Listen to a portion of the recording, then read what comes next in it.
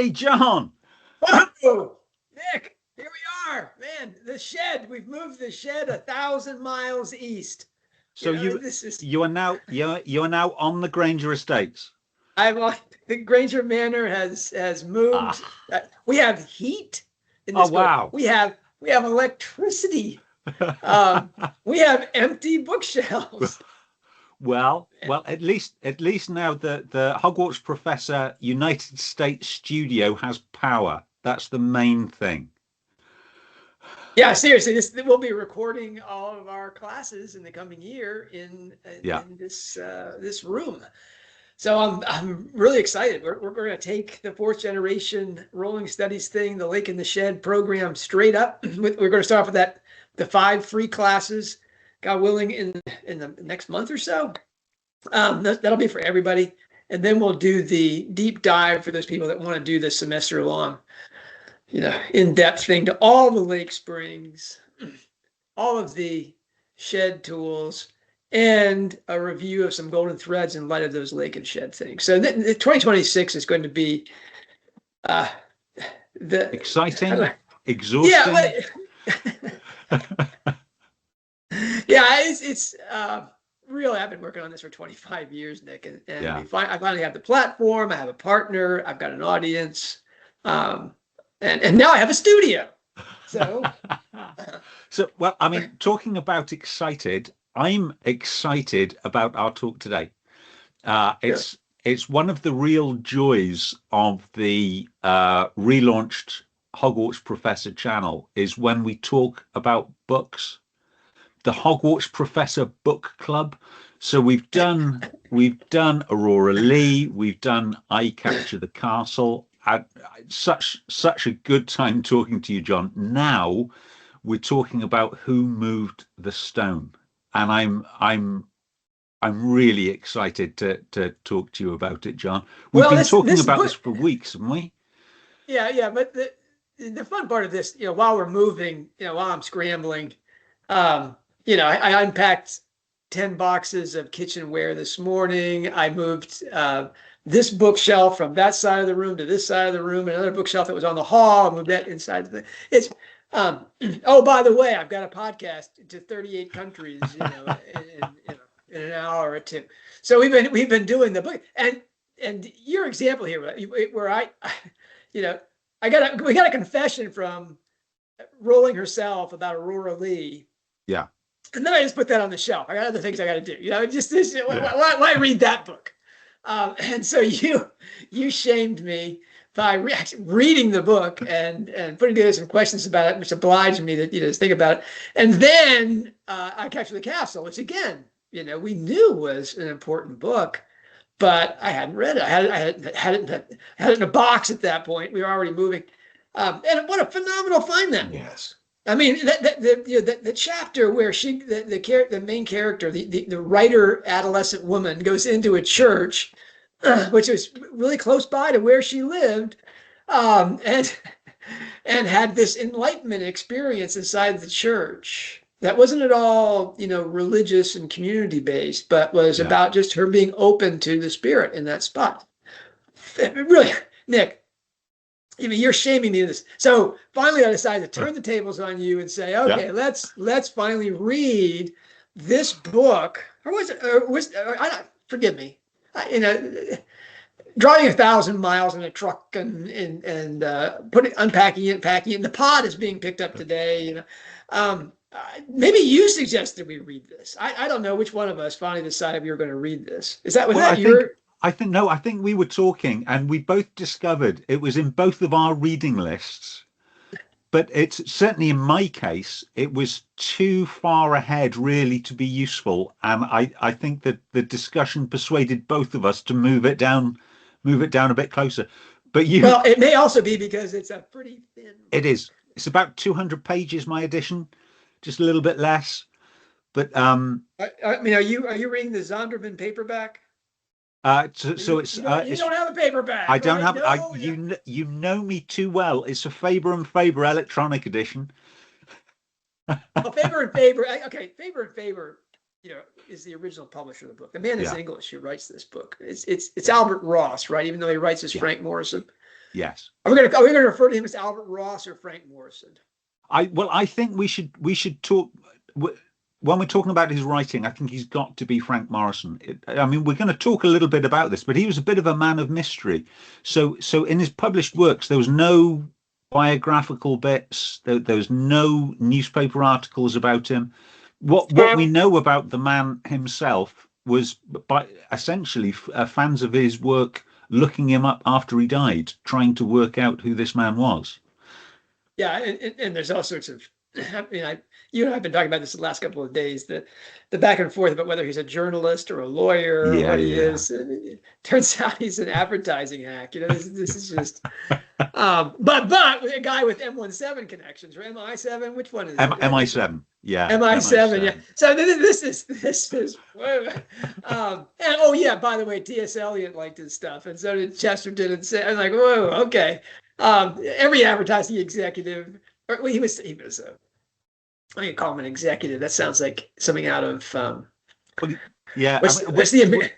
We're going to talk a little bit about this as well, but he came from upper working class, lower middle class, but quite humble origins, and his career in advertising started out as typesetting. He was at the coal face. That's right. So, but anyway, back to how we came to read this. Yeah. is it's a short book. Two things really got me excited. Three things got me excited about it. One, we're trying to figure out what's going to happen in the next two books. Yeah. What's going to be the big twist? It can't be another ectopic pregnancy, I don't think. That's kind of off the table. So, where are we really in the big twist land?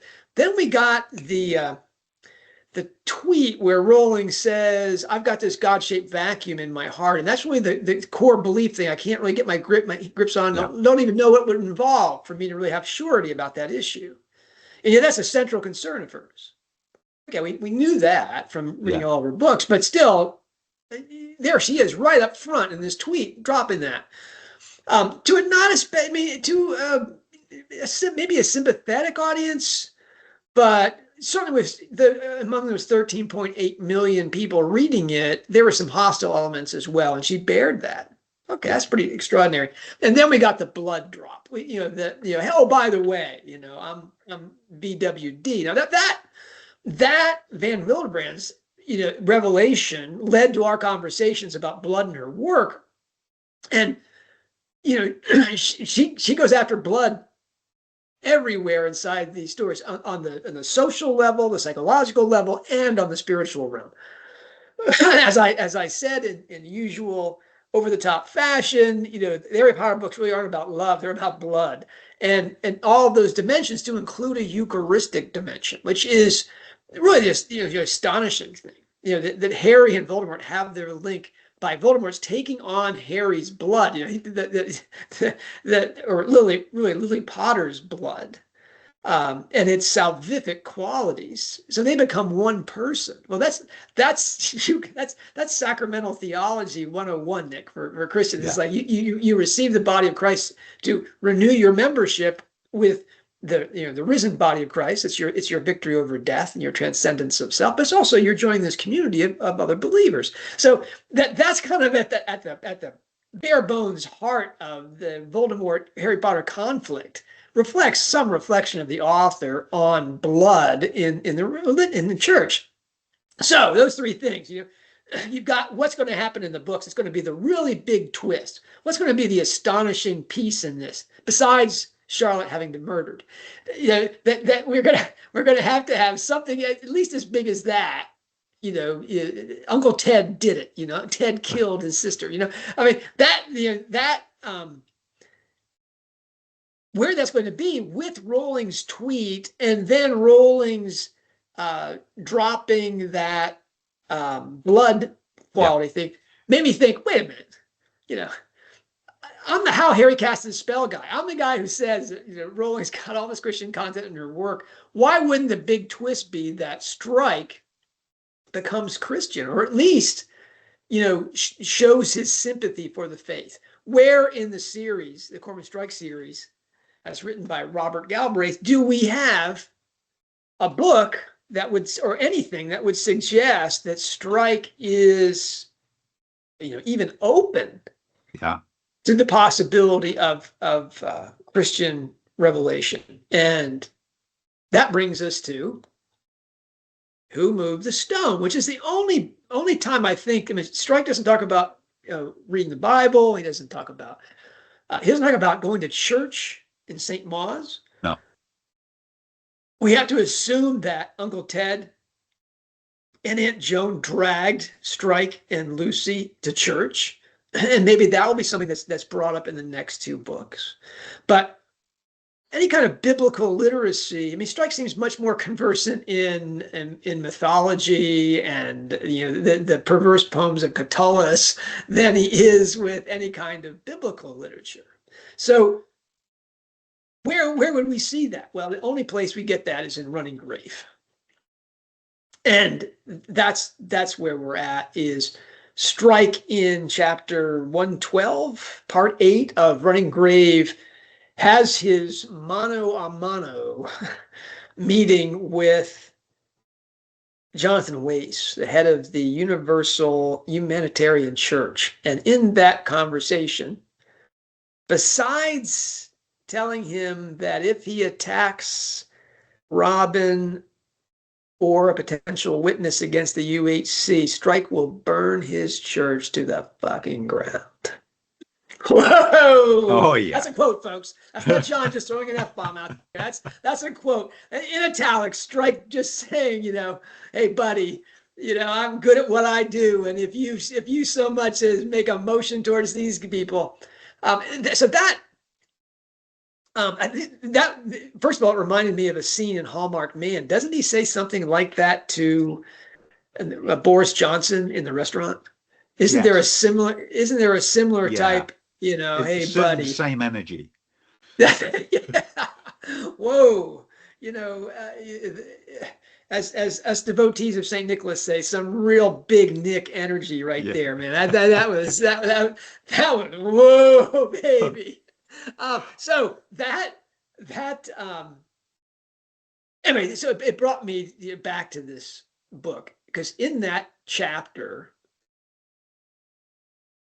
Strike out of nowhere, really, kind of like, oh yeah, here I was at a Christian mission in Nairobi, and I had a choice between the Bible and this other book, which I could make a good dent in it in a good evening because I had too much coffee.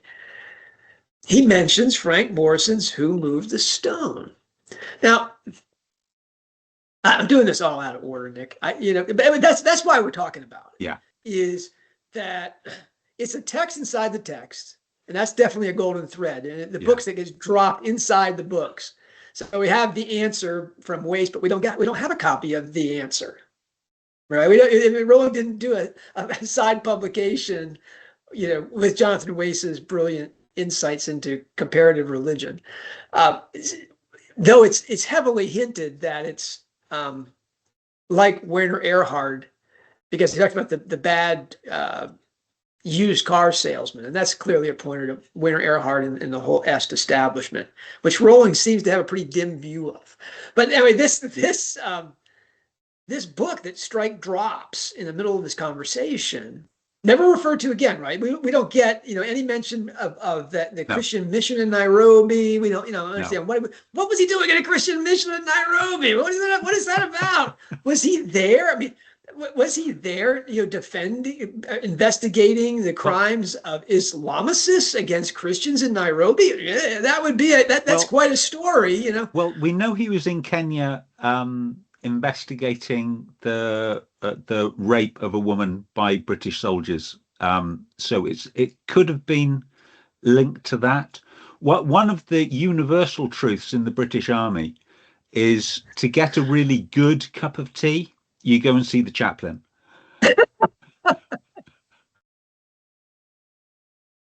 Well, he's overnighting for that cup of tea. That's still, there's a story there. It's much like the missing medal, well, how to get this medal, maybe we're going to get the medal and find out about the Christian mission and, why this book made that strong an impression on him that he feels really, like he's got it at his fingertips. Yeah.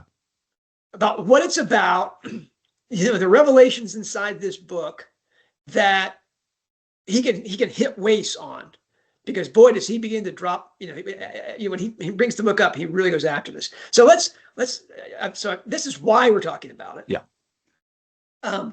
And boy, am I glad I was able to find the box that had this book in it, Nick. That was one of those. Oh my goodness, that's the other box that's in my office. Is I could tell your excitement, because you sent an email saying, Nick, you better finish this book by tomorrow morning. My wife is like, have you just totally dropped everything to do with Hogwarts Professor while we're moving? I'm like, no, we're doing at least one a week. We're keeping our hand in, and I got my book. She sees me occasionally open this up and go, oh yeah, I do have a day job. All right, so I really, this may be the most challenging book, though, of all the ones that we've actually. Aurora Leigh. That's a hard book to read in terms of. It's not a casual read. It's not a beach read. It's not an audiobook read. Did you read it by audio? No. So all of our Hogwarts Professor Book Club books so far, I've all read in text. Okay. Well, the text, not codex. No. Digital. I have text. limits, John.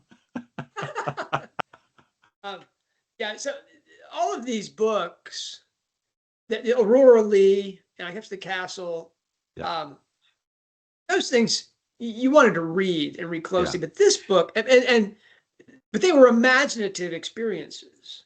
Yeah. As demanding as they were, as engaging as they were, that didn't require you to do the who moved the stone is about, certainly for Western peoples, an essential issue, and that is the divinity of Christ, and specifically on the claims that he rose from the dead. We talk about, I talk about, God being simultaneously transcendent and immanent, and how that's reflected in everything in creation, right and left hand, male and female, night and day. All these things are iconography of the transcendent, immanent God. Well, the Christian religion, with a God-man and a Virgin Mother, are largely posited on that kind of polarity without duality, that kind of seeming contradiction being resolved in everyday reality, but in extraordinary fashion in the advent of Christ. Now, that's what most distinguishes Christianity, of course, is that the claim that Christ rose from the dead. Now you have a living corpse, in addition to God, man, and Virgin Mother. This living corpse, who is a spiritual body, a perfected body, that shows the marks of his brutal death and crucifixion by professional murderers, the Roman army. That event is one that really all thinking people in the West have to come to terms, and they have to have an answer to that. Yeah. Do you believe in the resurrection of Christ or not? And if you do, how do you incorporate that into your life? And if you don't, why not? And what do you do in terms of your questions about, the meaning of life and what it means to be human in light of this revelation, which permeates the culture in which you live? Your language, your festival observances. This is the 10th day of Christmas on the traditional calendar. Merry Christmas out there to everyone. Merry Christmas. Let's say, and we're coming up to the Feast of Theophany, which in some circles is considered to be a greater feast than the birth of Christ, because it's the first appearance, really, of the Holy Trinity in simultaneous time. You have the voice of God, the Holy Spirit in the form of a dove, and Christ rising from the River Jordan. Now, what I'm talking to you, though, about, we call it theophany, the appearance of God in Greek, at the baptism of Christ. Sometimes, I think it's in the West, it's called the Epiphany. But the theophany, I'm talking about the world as a theophany, in terms of this transcendent and immanent God. Here, Frank Morison the pseudonym of Albert Ross, is talking about this essential question. And he talks about it in a wonderful fashion. But first, Nick, I think the question is, tell us a little bit about this book. Okay, so what is it? For the people who and we really ought to do this. We ought to announce to people if we've got a book on our minds so that they can read along with us, make it a broader book club. But I do urge people who are watching and listening to this, get a copy. It's a really good book. It's a really good read. It's by Frank Morison. It was published in 1930, and essentially it's a skeptical writer investigating the resurrection of Jesus. Now, and he talks about this frankly at the start of the book. He intended to not so much debunk the resurrection, but demonstrate how the resurrection as described in the Gospels couldn't have been real. And I use that in the rolling strike sense of what is real. And in investigating, actually, he became convinced that the descriptions within the Gospels were not only convincing, but he was convinced that they had to be a true representation of what happened. Now, how did he do this? So he examined the biblical accounts and some contemporary accounts. So for example, by the Jewish Roman writer Josephus, and some apocryphal gospel accounts as well. And he treated these really almost as if they were witness statements.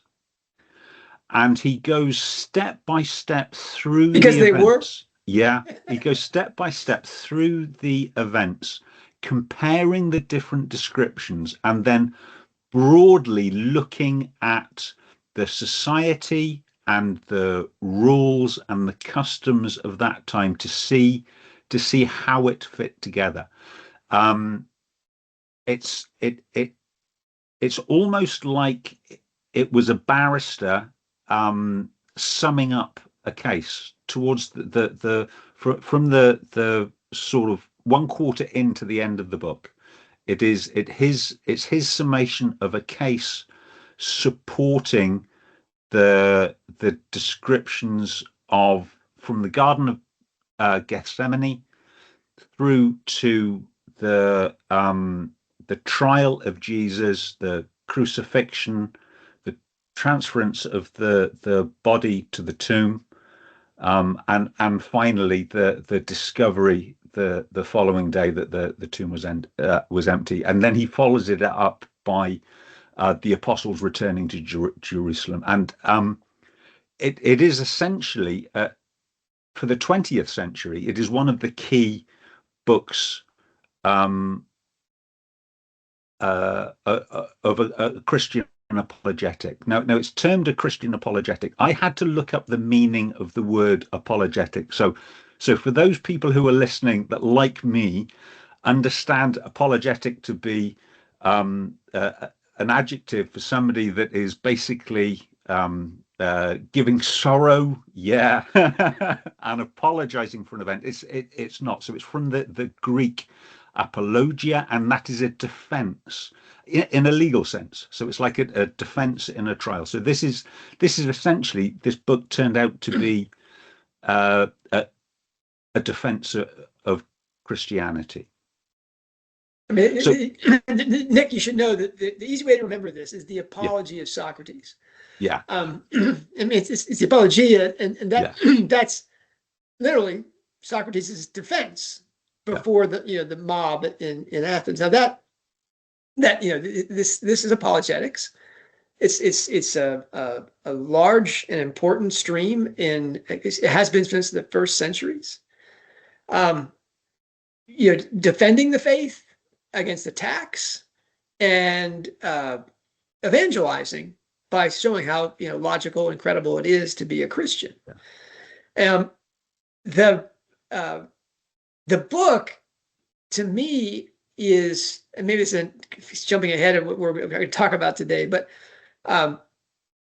what I've really enjoyed in the notes below, if we do the notes below thing here, there's the only thing I could find that talked about Frank Morison or Albert Ross was an essay written by a man named Philip Johnson. Now, those of you who are interested in Christian apologetics will recognize the name Philip Johnson because he is the University of Chicago educated lawyer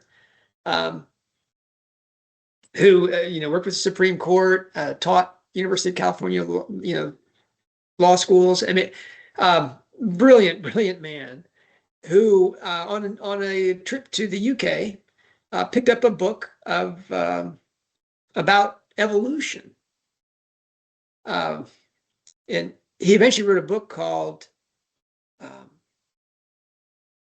Darwin on Trial, in which he, as a barrister, he looked at evolution and said, this does not stand up to rules of evidence.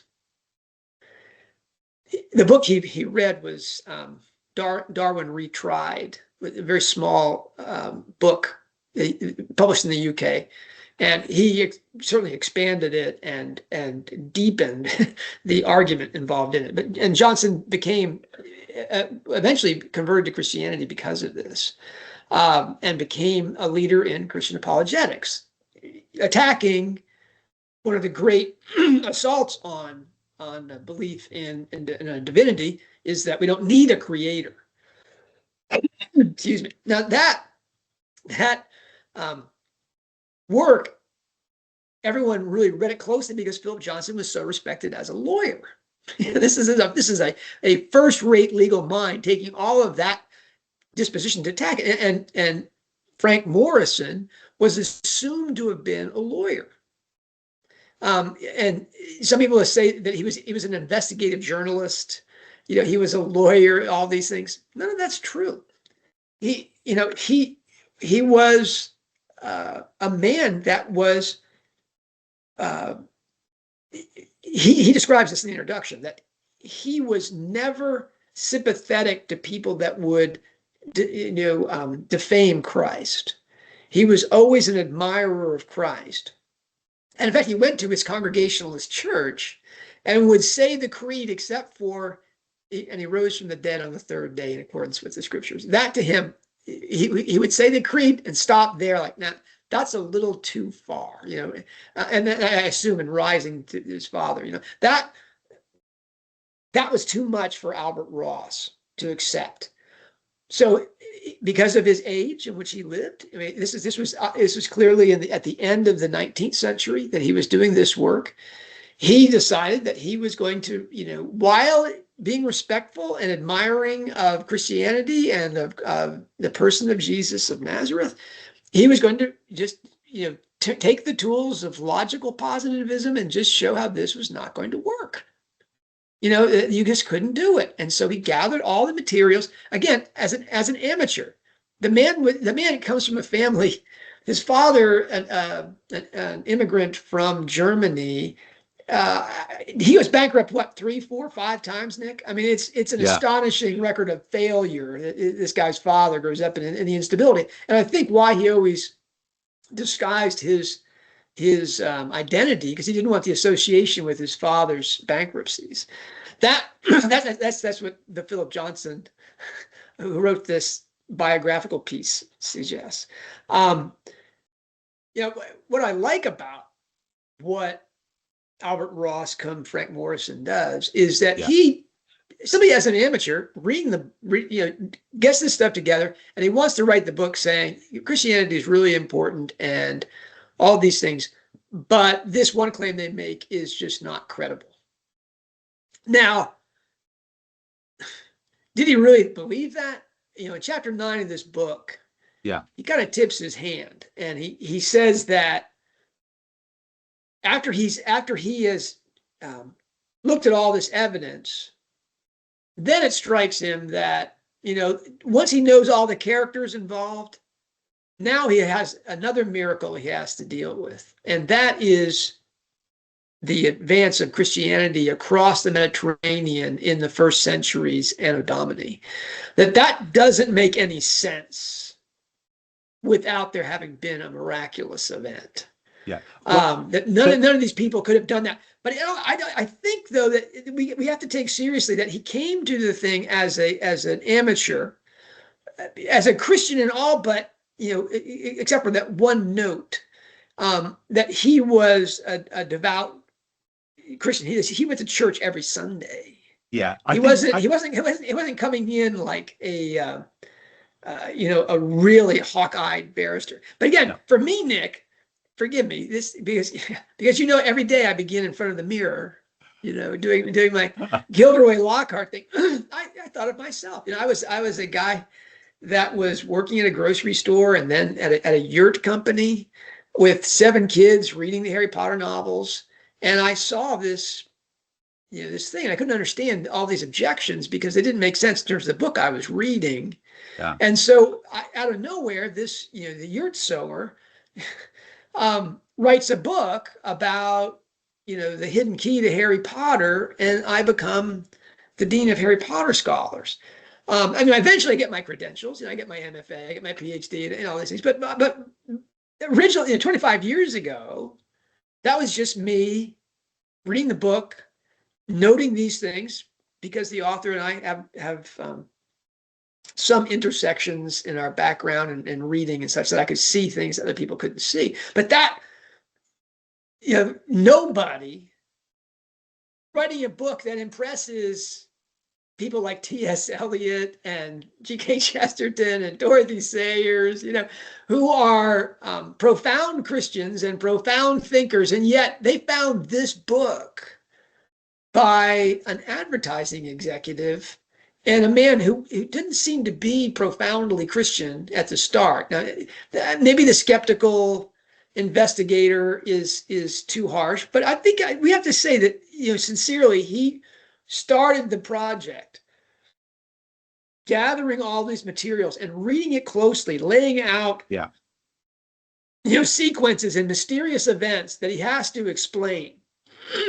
That's the work of an amateur. It's not something that a theologian does. No. It's not something that someone in the congregation. I was going to say in the pews, but we don't have pews in Orthodoxy. But that's not something that's normally done. No. And he did an extraordinary job. So I was a little bit disconcerted because I read this book believing this was a true skeptic who had convinced himself. And then I looked at his previous published work. So before this was published, none of which were published to any great success. They were essentially self-published. But he wrote 2 books on J.H. Jowett, MADD. One was a critical appreciation, and another was a character study. They're both sort of pamphlets. And then he wrote a method of study for preachers. And then he published The Psychology of Public Speaking, Introductory Manual to the Study Bureau Course in Public Speaking. So 3 of them were books about religion or books about preachers. But I managed to find a copy of a character study of this nonconformist preacher, J.H. Jowett. And it is a character study. And one of the shining sentences from that, so he's describing this nonconformist preacher. He says, in the first place, he is a stylist in preaching, and that of a high order. And secondly, the distinctive emphasis of his teaching is of a practical rather than a theological character. Now, looking at both conformist and non-conformist religion in the early years of the 20th century, there was a rationalist movement. So it had long become fairly commonplace to believe that the Old Testament, although holy, was not literally true. So it could be taken as a metaphor for the works of God.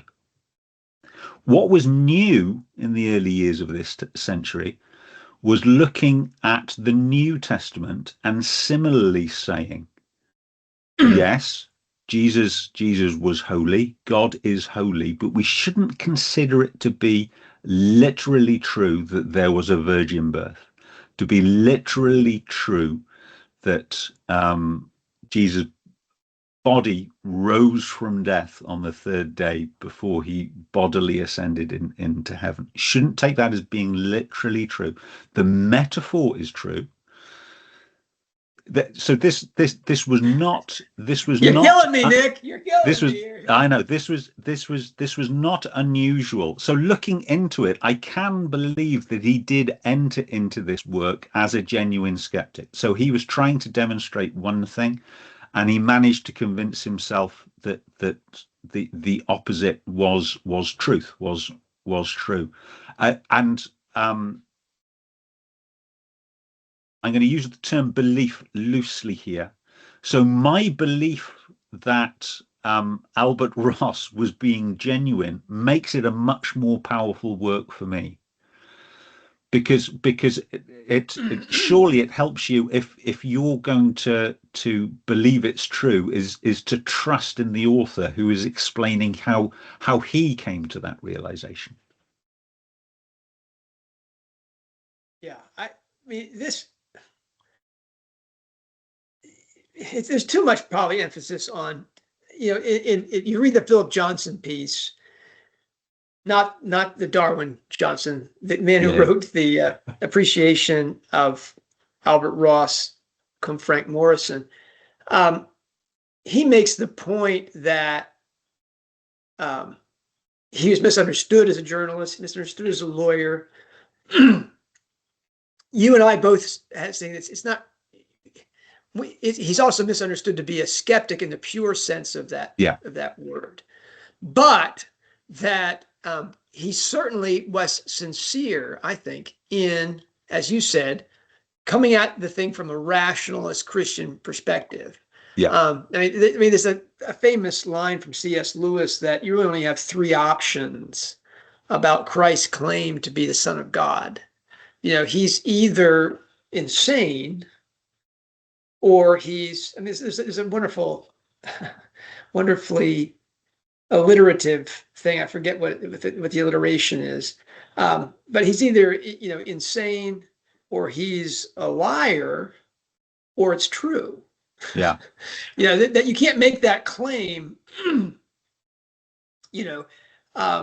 with sincerity and not be insane, a liar, or you actually being the Son of God. Now that, as you said, in the early 20th century, that was not considered. You could say that he was speaking metaphorically, when the scriptures don't really allow for that option. But that's where he's coming from, and that's a sincere thing. Yeah. Now, how he writes it, and this is really to me the fascinating thing, is that as Johnson writes, you have to understand the historical context of this. Johnson writes, Albert wrote for the mass market using genres that flourished between the two world wars, published in 1930. He appealed to the reader's imagination to solve puzzles. The style and tone was suitable for the period of the Great Depression and the Second World War. Okay. Now, that, speaks to how he writes this book and why I think Rowling likes it, and why this is the same reason that Eliot, Chesterton, and Sayers liked it. Now, this is also, I think, why our readers, our listeners will love this book, is that we get a book about the central event really in Western civilization. I would say human civilization, but that event is the resurrection of Christ. And here we have someone who writes about it the way a golden age mystery writer would write about it. So, So I actually found the review in the London Illustrated News by G.K. Chesterton in when it was first published. He was actually sent, according to Wikipedia, he was sent a complimentary copy by T.S. Eliot. No T.S. less, no Yeah. less a figure. So T.S. Eliot really pushed Faber and Faber to publish this book. He was on the editorial board, I think, of And Faber and again, Faber at the time. Faber and Faber, that book, that company is probably not very well known to many of our listeners. Forgive me, if that's not true in the UK, but in the US, I mean, the first time I really encountered Faber and Faber was that I remember it was I believe the publication of the Philokalia, which is to the Orthodox something akin to the New Testament, Yeah. and that it's in 5 volumes, with an incredible team of translators. And really, the 5th volume was just published after all the translators were dead. It's not a big publisher in the United States, but Faber and Faber was a big deal in the United Kingdom, especially in the Yeah. 30s, right? Oh yeah, and I think it's true that it is still it's one of the most established, not certainly not the biggest. It's not a multinational, but it's one of the most established institutions in the UK. Yeah, Um, and again, you said that Ross Morrison wasn't an especially successful writer, but somehow no, this relatively short book, even for that yeah, age, gets to his desk yes, and captures T.S. Eliot. So much so that he sends review copies to Chesterton, because Chesterton has an audience, not just in oh yeah, London but globally, and Chesterton bites. Chesterton yeah. is seized by it. Apparently, he thought from the way that Eliot had packaged it and sent it to him, he thought it was going to be a detective novel. Well, let me read the opening paragraph Okay, from good. his Please. review. And it's I'm not very familiar with the Father Brown books, but he sounds like Chesterton when he writes. So I hope it will not appear a profanity, like many things intended in all piety, if I say that I picked up the rather remarkable book called Who Moved the Stone under the impression that it was a detective story. And so it was. A good one. Anyhow, it was a mystery story, though in the higher sense of dealing with the mysteries of religion. In this case, it concerns the evidence for the resurrection. But the topic is treated in such a logical and even legal matter that it can here be discussed without involving anything theological or even religious. I put aside here my own beliefs, which are, as many may know, recklessly and disreputably orthodox, and consider the argument as it here stated for the benefit of the indifferent skeptic. The skeptic who would regard it merely as a historical mystery, like the historical mystery studied by Andrew Lang, the red cloud of confusion that covers the slaying of Ruthvens, or the weird and spectral return of the hoary Harrison after 3 people had been hanged for his death. Such a skeptic will be bound to admit that the author, Mr. Frank Morrison, writes with a dry detachment worthy of the school of skepticism. Strangely enough, the writer himself set out from that school, for he began as a skeptic and only slowly became skeptical of skepticism.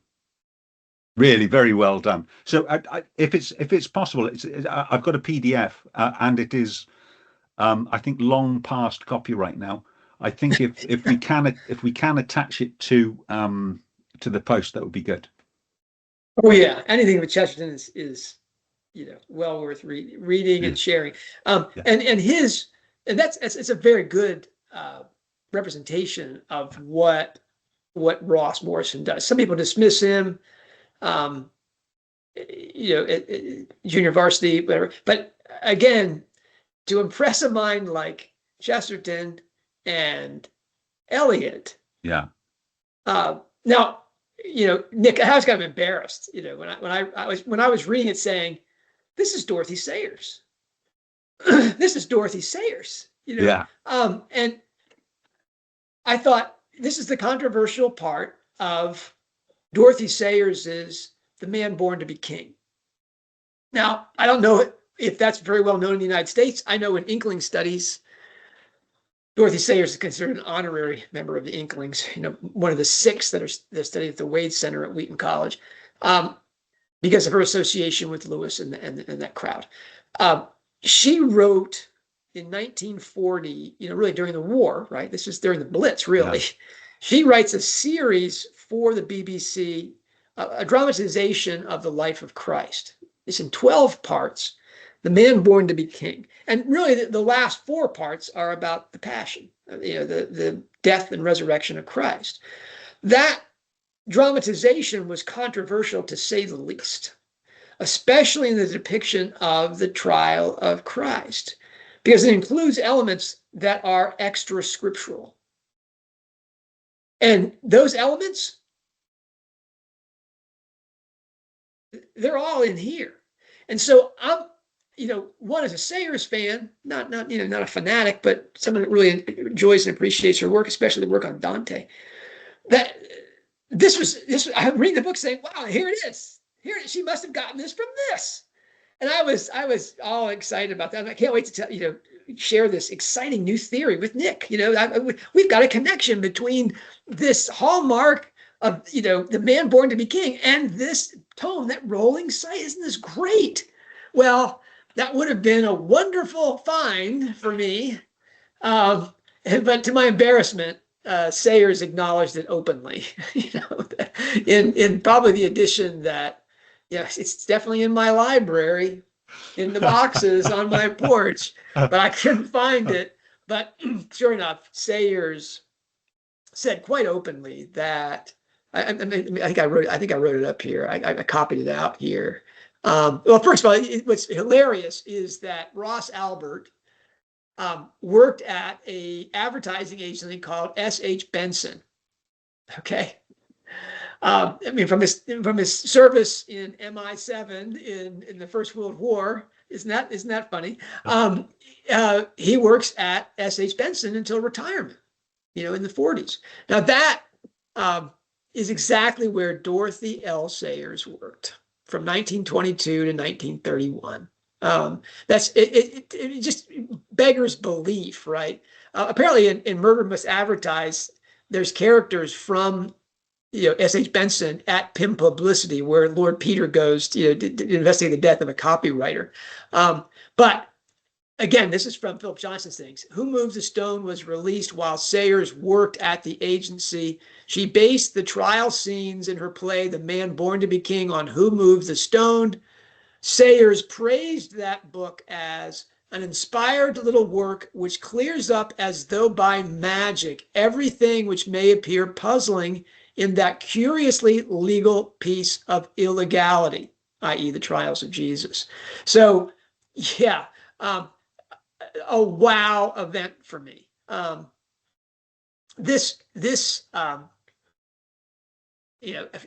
Eliot wrote to Chesterton and said, Who Moved the Stone is a study of the passion and the resurrection by a man personally unknown to me, who started from a frankly modernist or free-thinking position, what you were talking, Nick, about the rationalist nonconformity, and ended by conviction of the essential authenticity of the gospel story. Sayers used this book to write, the trial parts of her dramatization of the life of Christ, to include some of the really incredible conclusions that Ross Combe-Morrison arrives at by reading this book systematically, the books, all the testimonies of the events of Passion Week. And Nick, even to a believer, if you're an Orthodox Christian during Holy Week, and remember, to the Orthodox Christian, every week is Holy Week. It's the reason that Sunday in Russian is Voskresenia, is resurrection. Every Sunday is Easter Sunday. And every week, there's the organization of services, it's that way. But in the actual Holy Week, the model for every other week, on Holy Friday, you read the 12 Passion Gospels. And, it's a long service, Nick, surprise, but every year, and on a day of complete fasting, no food, no water, you're really open to this thing.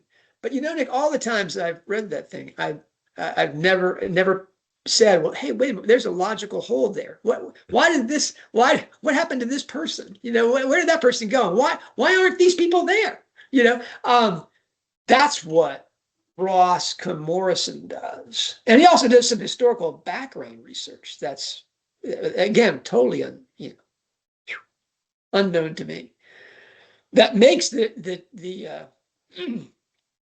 connections and theories that he offers as almost certainties have been so compelling that Sayers incorporated them into her dramatization of Passion Week. Do you want me to go through some of those, Nick? Do you want me to? No, I really would, because for me, it's a really valuable perspective. And I'm talking post Sunday school. I've read the Gospel of Matthew, so I have that one witness testimony. But other than this book, I haven't got those other those other records. So I'd be grateful of the perspective of a man who knows these books so much better than I do. Well, to my shame, I don't know them as I should. But first thing I want to share with you, Nick, is reading this book, I was able to follow almost all of his references and allusions to scripture without having to open the book and find the thing. And because he assumes that his reader is a 1930 educated English man or English woman, and that they will know this story so well that they'll pick up all these references. I was startled at his assumptions in that regard. Was that something that struck you as well? That he's making this argument on the assumption that you even know who Pontius Pilate is, that all the qualities of the apostles. He assumes that you know these things. No, Google was certainly my friend. So Pontius Pilate I knew, but Barabbas and Joseph of Arimathea I was aware of, because there is so much West Country legend about him. But many of the characters I had to look up. Right. It's only been, it's what, 94 years now, Nick, since this book was written. And yet we've seen an absolute sea change in this regard. That even the people that were not devout in any respect were assumed to have a real familiarity with everything to do with Christianity. That any kind of quality education would have insisted upon that. So that was, the first thing is to me is, wow, this book is fun because it doesn't assume that I don't know anything, but then it shows me all the things that I've just disregarded entirely. Now I got 4 or 5 of these. I just wrote these out because people will be interested. I think that why this is a rolling studies program, right, Nick? Yeah. Is why would J.K. Rowling have found this book exciting? Well, the first reason I think is she would have found it exciting is because it's a wannabe writer, and Rowling was one of those, I think, from the time that she knew that writers wrote stories. According, I think those her words. She consequently read books as if, like a writer reads a book. What is being done here? How does this work? And so here was a man that was reading, as you said, the passion narratives and the witnesses there as witness statements, and asking the questions that the believer in active worship doesn't ask, or an act of devotion doesn't ask. Instead, he's saying, what's wrong with this? And what possible explanation can there be for that? Rowling would love that, because that's a person reading history the way a writer reads a good book. That there's something off here. Is there an explanation? What does that explanation require? And so just some examples for that.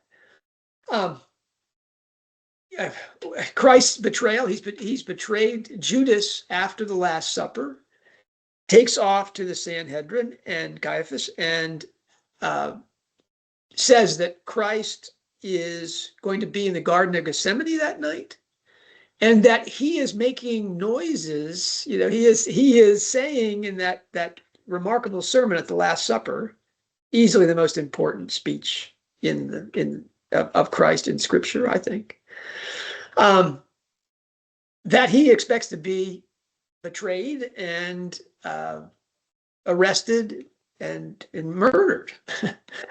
And this causes the Sanhedrin to act, even though they have an incredibly narrow window in which to act, because the feast of the Passover is about to begin. So, and you feel that urgency as well, don't you? The way he sets it down, you feel that this is a group of people and time is against them. The walls are sort of closing in on them.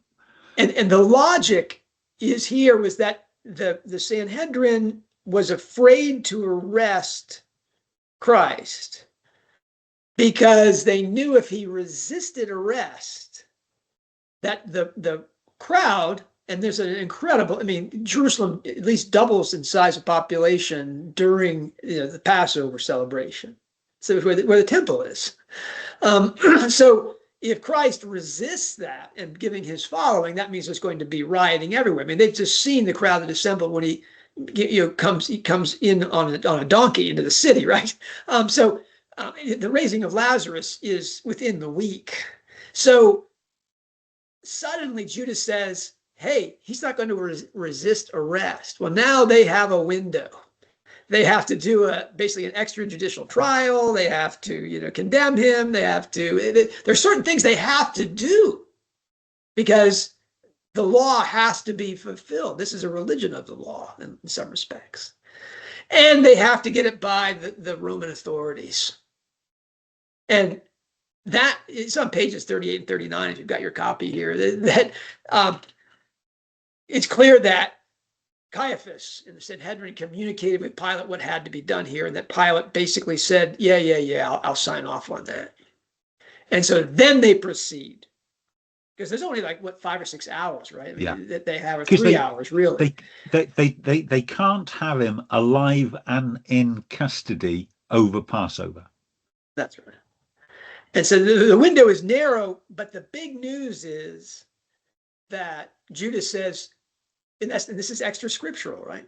Yeah. Judas has to have said to them, he's talking about being arrested. He can be, if you're going to do it, you better do it tonight. And here's where he's going to be. And the only reason that it works is that Christ knows this is going to happen. It's the main. Again, if you're not a Christian, you don't understand this. But Christ, he's a God man. He's simultaneously completely human, entirely human. But he also stands outside of time. He knows the future. He sees things eternally, and he's serving his the will of God in this, and that involves his sacrificial death. So he tarries on the Mount of Olives when he could have just walked over the hill to Bethany, and it gives them the time to do all these things. Now that whole thing was that the Sanhedrin communicated with Pilate beforehand, and that what Judas had said that had moved them to act namely that Christ was willing to be arrested, was expecting to be taken that night. That never occurred to me. Forgive me, it speaks to my, immaturity as a Christian, I guess, but it never occurred to me. Then there's Pilate's personal history. Pilate's a thug. He's somebody say he came from Spain, and he just works his way up through the Roman legions, and he marries very well. He marries Claudia in Rome, and it's through his wife that he gets this appointment to be the head of this far off province. And that he's a brute. Now that's one thing that Morrison does, or Roscoe Morrison does, that I hadn't read. I didn't know that, and that Pilate is a thug in Jerusalem. He's really indifferent to the Jews and does things that are stupid. And Roscoe Morrison tells me stuff about Pilate I didn't know, and maybe I have to. I should do some more research on my own. But he shows that his behavior with the Jews and Christ, when they're presented to him, means that he's changed his mind. That his wife has had a dream, and that she has largely been won over to the cause of Christ. She's not a confessing Christian. She's not at the foot of the cross or anything like that. But that, and Ross talks about this on pages 58 and 59, Roscoe Morrison, that, Claudia's dream and her sending a note to Pilate saying, on no account have anything to do with this man. Now, remember, Pilate's authority largely comes through his wife and her connections. So this is more than just anybody running to him. That she writes to him with that kind of urgency, again, Ross says, speaks to the fact that the Sanhedrin has already communicated to Pilate in advance what's going to happen, and they expect him to rubber stamp this. Everything that Pilate does, though, and again, Ross Morrison goes through all the evidence. Everything that Pilate does is to say, I don't want anything to do with this. I don't want anything to do with this. Don't want this to be happening.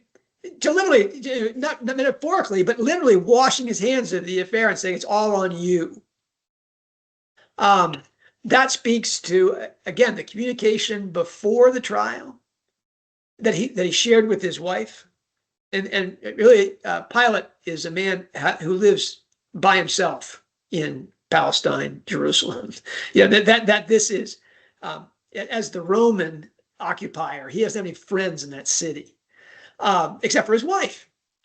Which was was quite unusual for a minor provincial appointment like this. For his wife to be with him, yeah. Except that, again, Pilate's he doesn't have any authority. As Cicero talked about himself as a new man because he didn't have masks on the wall of his ancestors. Pilate made Cicero look like he had a full family history on the wall. I mean, like the House of Black or something. I mean, that's this.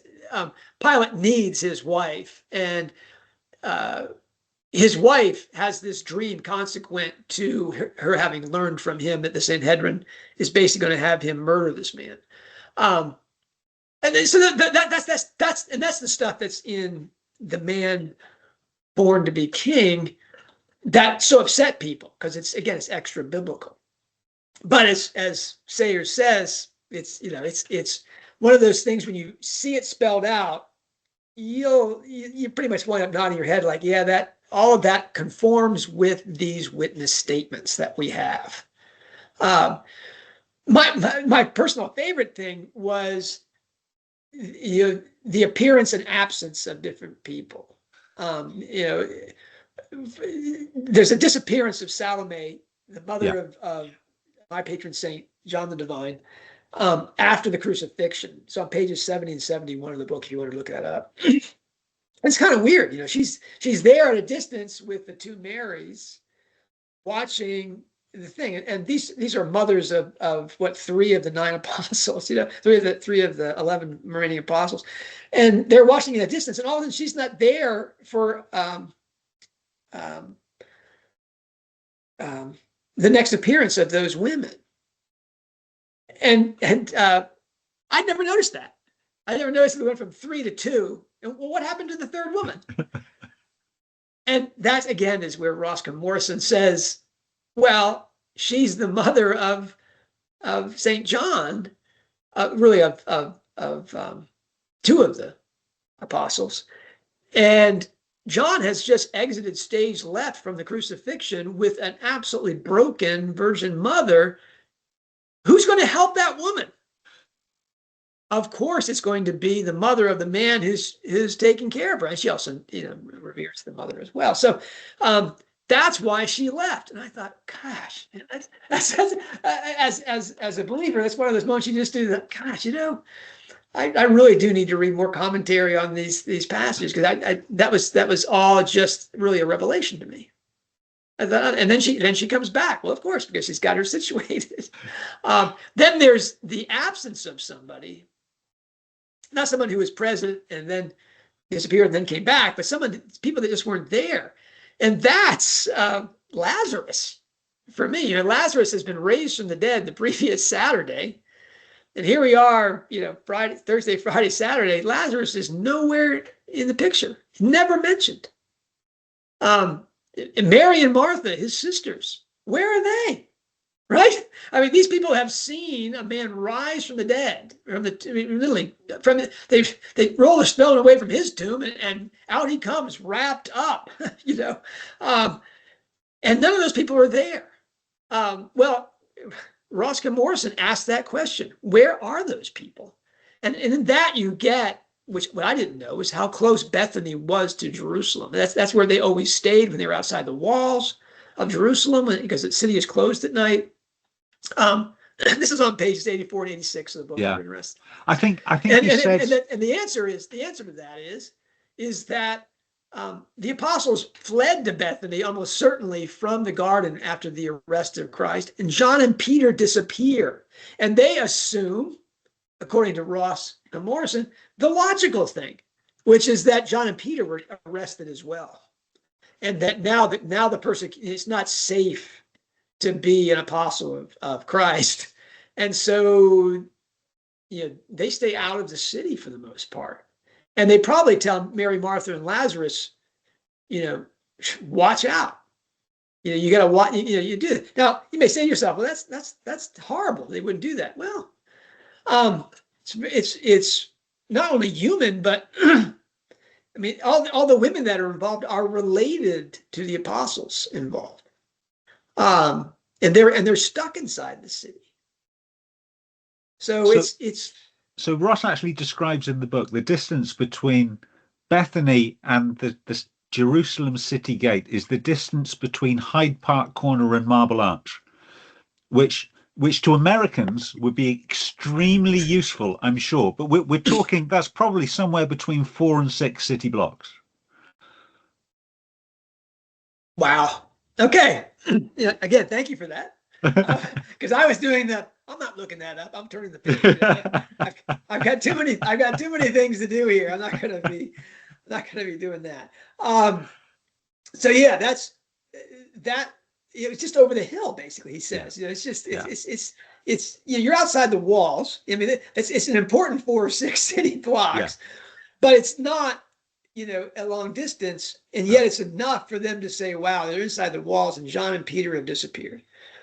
Now, those people who have been following the conversations here and things that I've written, John and Peter are names that Rowling has certainly done a lot of work with.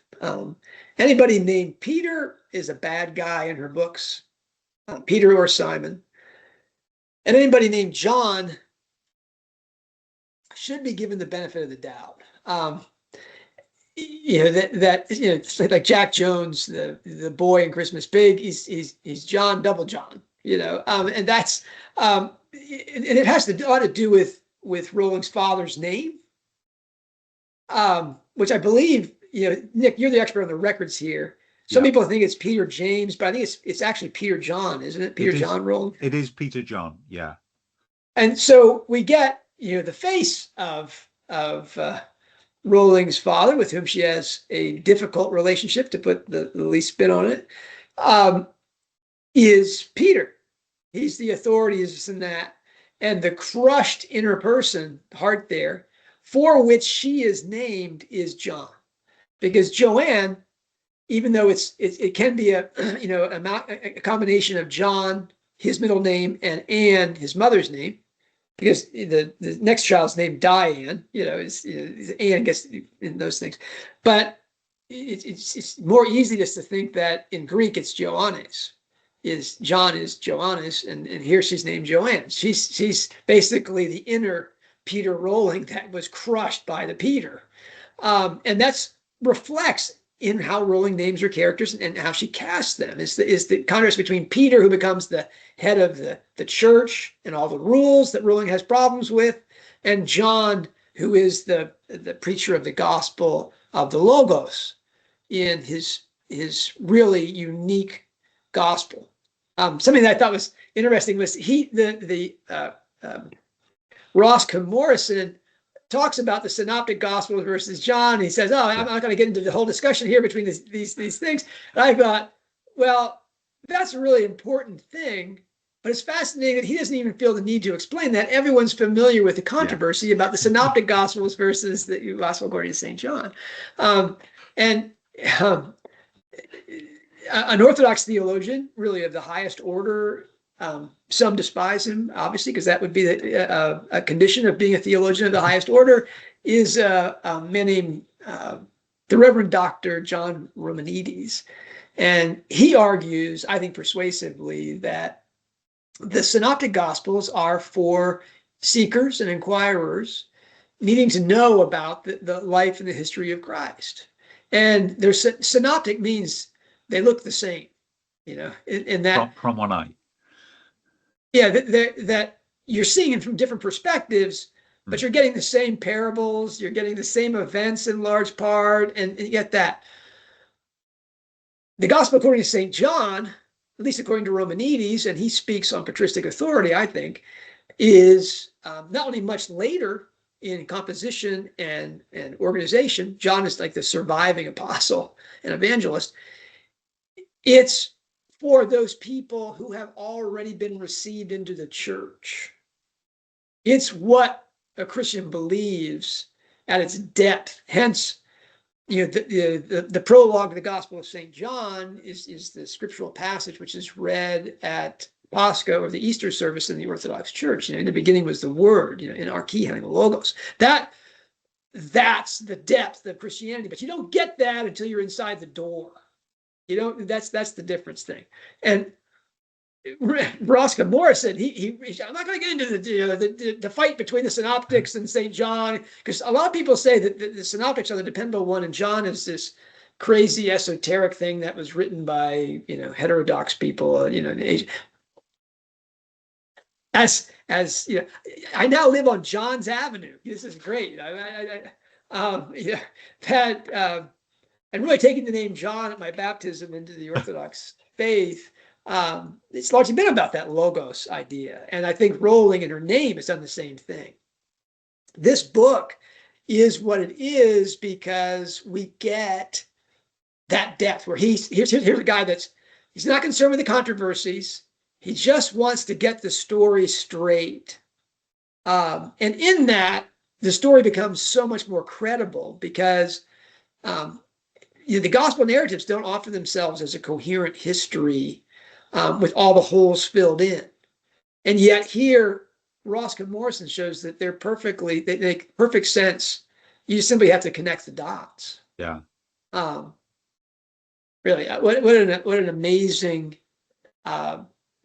event it is. And again, written in a way that it's credible that Rowling has Strike read it with sympathy. Yeah.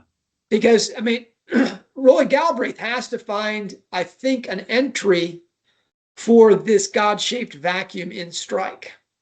That he also feels that somehow. But what would be the point of entry for him when, as he says in chapter 112 of Running Grave, everybody in the UHC he sees as hypocrites and fraudsters? That's his idea of everything religious is hypocrites and fraudsters. And yet here he reads an apologetic work for Christianity that is written like somebody who works at the strike agency. He has a board in the office and says, okay, who's here, who's not here, who's present, who's not present, what's their motivation, what are they looking to do, how is this going to work in terms of, and Roscoe Morrison, he gives that kind of person exactly what Rowling needs to have her detective have in order to be open to Christian experience. That St. Giles in the Fields experience. That if we finally get a sympathetic Christian character, it will be because, you know. So he's used it. He's used the book already, so that he can summarize his own work entitled, rather than Who Moved the Stone, Why Would a Child Want to Go for a Swim at 5 o'clock in the morning? So he uses it. He uses it as a comparison. So you know, would your story stand up to this kind of scrutiny? And his audience here are absolute believers in Jonathan Weiss as guru and in the drowned prophet. Well, either absolute believers or at least performative believers. And when Strike pulls this up and then asks his series of questions, what would Morrison be asking here? All of a sudden, these people realize, wow, this guy with a series of articles in the newspaper or in a short book will undermine the entire claims. Now, remember, at the beginning of chapter 112, Strike goes to a the meeting with the lights and all the things, with thousands of people coming to hear the good news from Jonathan Weiss about how they can be moral and righteous people, and they can get that inside the UHC, or by giving generously to the UHC, they can advance their work. And there's an altar call, and it's not only an altar call, there's a baptismal call. That's fairly unusual in evangelical circles. Yeah. I mean, usually you have people come up and they profess their faith in Christ. That's called an altar call.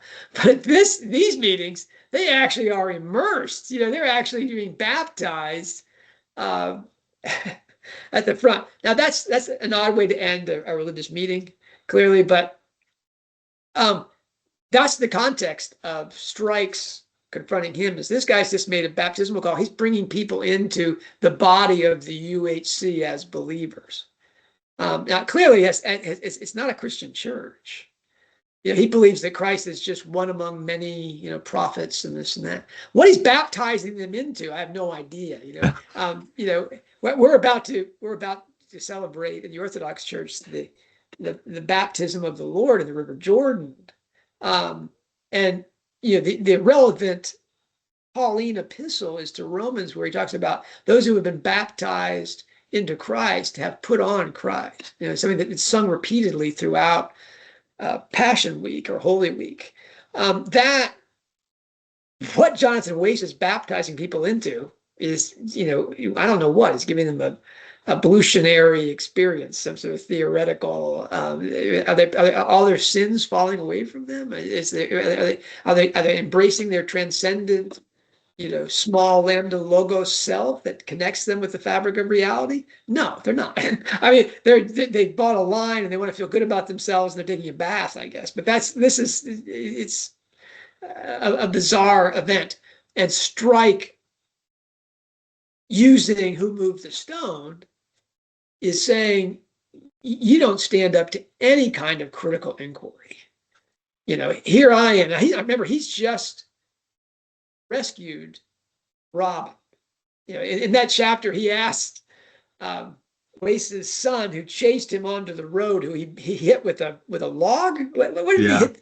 What did he hit him with? He says, "Do you need any stitches for that?"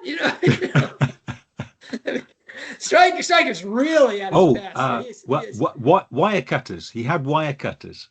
I mean, um, and so here's Strike surrounded by hostility, and Wace at first thinks, "Oh, I've got him outnumbered. He's going to be intimidated by this crowd." And then he realizes, "Oh no, Strike loves a crowd of people that he just despises." It's just he's Daniel in the Lion's Den who has a gun. He's going to shoot the lions. It's a remarkable scene inside the books, and the appearance of this book, Nick, at that scene. I think shows that Strike, and she does this to say that all of this religion is criminal in its deception and its intent, is fraud, and it's founding miracles that there's nothing miraculous about. That I think we're about to see Robin in the interview between the survivors of the occult explain to them how the drowning prophet appeared and blessed them, and it's a stage trick done with mirrors, as they say, smoke and mirrors. And Strike gets that, and you almost get the feeling that the book is an attack on Christianity, because it looks like, oh, here's this big church, and you can make real connections between the abuse of children and the scandals in the Roman Catholic Church. I mean, you can see how this book could be read as an attack on institutional religion. That appearance of who moves the stone, I don't think so. I think it's certainly an attack on cults. There's parallels between actual cults in the UK and the UHC. Yeah. But Strike whipping out who moves the stone suggests that Rowling doesn't really have faith in Christ as her target. She's saying that her skeptical detective has read a book of apologetics and said, this stands up. This has merit. Now, if you read this book and you end it with, hey, that's compelling. These historical witnesses are consistent, and the explosion of Christianity across the Mediterranean then leaves you with almost you're left without an escape hatch there. If you wanted to say that Christ is a great teacher, but he didn't rise from the dead, you're like, well, no, it looks like he may have actually been the Son of God, may actually be the Son of God, and he rose from the dead. Then, Nick, you get Ross Dudat's, question. Yeah. Well, what are you going to do about that? I mean, if you've read this book and come to that conclusion, what are you left with?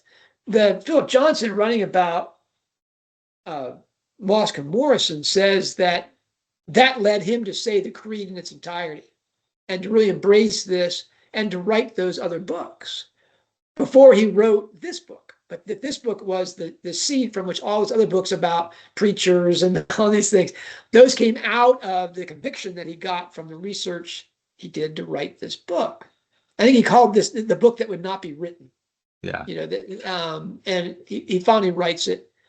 Again, what a different age, Nick. 100 years, only 100 years ago in the United Kingdom, and nobody could write a book like this. I say a nobody. A non-entity in the field of theological studies and things like that would write this book and just send it off to the publisher. No agent. No. And it's read by no less a figure than the American T.S. Eliot, who immediately sends it off to perhaps the greatest English apologist of the age, C.S. Lewis not being the figure that he becomes. Again, just astonishing. So this book has essentially never gone out of print. So that's not to say that it's a constant New York Times bestseller, but the last impression certainly for Faber and Faber, the UK impression, was 2008, but it is still available from bookstores from that impression. It's not remaindered, it's not cut price. It is, they have stocks, and I've no doubt when stocks of that impression expire, that there will be another one. There's always been a constant, if relatively small, demand for this book. Yeah, I mean, the edition I have here from Zondervan's is a reprint of the 1930 edition. Okay, this Yeah. is a facsimile basically of the Favor and Favor edition. And I think when I just looking this up in Wikipedia and things like that, I think the latest edition of this was 2017. I bought it online for pennies and postage. Yeah. It's sold hundreds of thousands of copies, and it really becomes the foundation of a apologetics. A man named Lee Strobel and others have written books. I think Strobel's book is The Case for Christ, where he lays out this stuff in this order so that a person who's skeptical and can't put together all the Passion Gospels to see how they work as a whole, how they work, they do that for you. Yeah.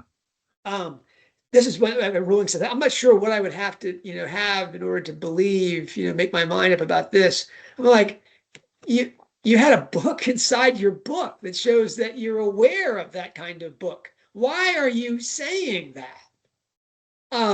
Now, maybe she means I'm not sure, how I want to incorporate that into my life.